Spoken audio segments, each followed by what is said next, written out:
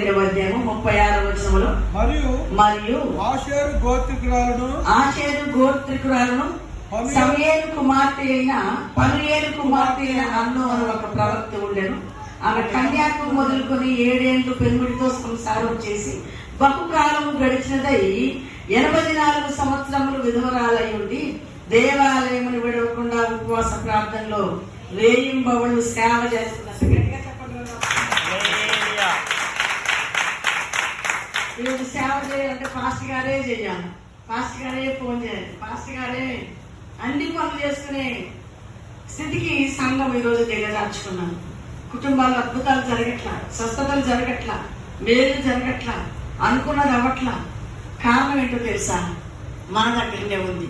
18వ కీర్తన ఉంటుంది, యెహోవా నా బలమా నిన్నే నేను ప్రేమిస్తున్నాను అని. నిజంగా దేవుని మీద ప్రేమ ఉంటే దేవాలయం మనం విడిచిపెట్టాం.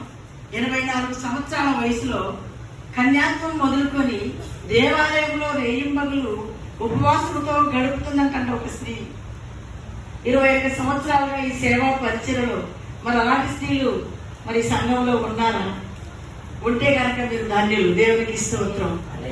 ప్రతి సంఘంలో ఇలాంటి స్త్రీలు ఉండటం ఆ సంఘానికి ఎంతో క్షేమం, ఆ సేవకు ఎంతో ఆసన.